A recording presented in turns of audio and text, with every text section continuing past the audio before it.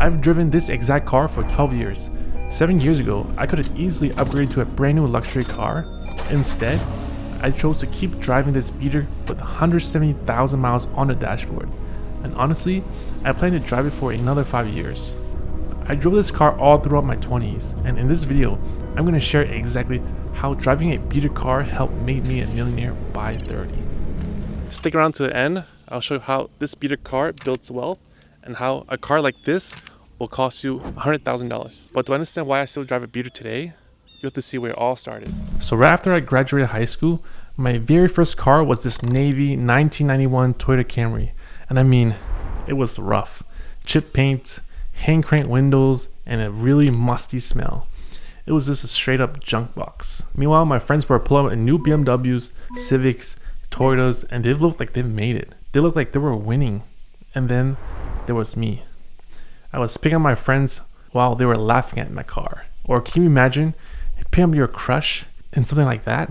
It felt like social suicide. And I'm not gonna lie, there were many times that I wanted to go into a dealership and just get a car, any car, but I fought that urge very often. But as I entered the corporate world, I started to notice something. The coworkers who drove the newest Benz or BMW were the most stressed out people.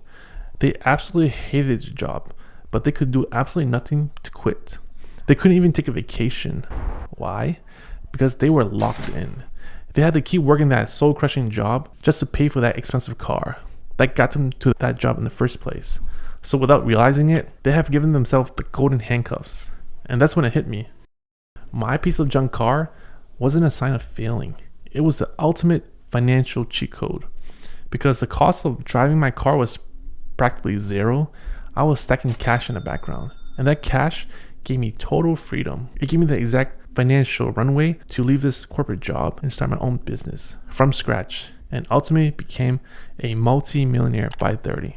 Do you want to build the same financial freedom for yourself? Hit the subscribe button below. Every week I break down the same exact strategies that got me there. Okay, so most people, they see a car payment and they think it's just a monthly bill. They look at the numbers and they go say, okay, I can squeeze that, I can make that work, and they sign. Big mistake, because that's the sticker price. And that's just the start. And there's a whole list of costs that's gonna quietly drain your bank account every single month that nobody talks about. So let's actually do the math. Right now, the average new car in America is $48,000. That's insane. And when you break that down, you're actually paying each month. It adds up way faster than most people expect. Your payment alone is easily $800 a month if you didn't put down much cash. And then there's insurance for a brand new car, and that's probably another $150. Gas, especially in this economy, that's another $140. And then there's maintenance, oil changes, registration, so that averages to another $100. So if you add up all that, you're not spending a few $100s. You're looking at $1,200 a month, and that's $12,000 a year. And here's the thing, people don't even feel it. They just notice their bank accounts never grows, and they can't figure out where the money went. And this is where it all went. You're literally burning $12,000 a year to drive something that's losing in value the second that you pull it off the lot. So let me explain to you how driving a beater car like this, instead of something like this, can put $100,000 in your pocket.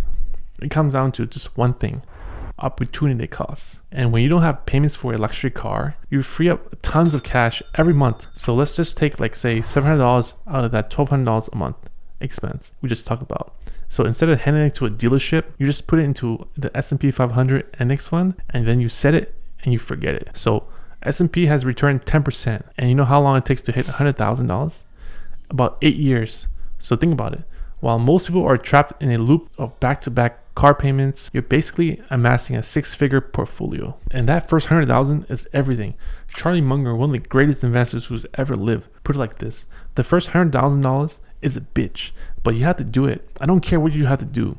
If it means walking everywhere and not eating anything that wasn't purchased with a coupon, find a way to get your hands on $100,000. After that, you can ease off the gas a little bit. And he's right. Getting to $100,000 is a choice. It's pure discipline. Money coming out of your pocket. But once that is sitting in the market, it starts working for you. At 10%, that $100,000 is going to throw $10,000 a year without you doing anything. So when you see someone driving a beater car, they aren't being cheap.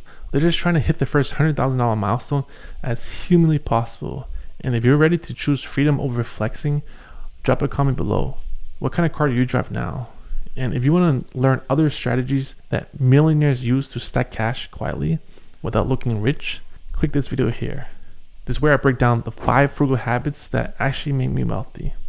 I'll see you there. Yeah, click it. See you there.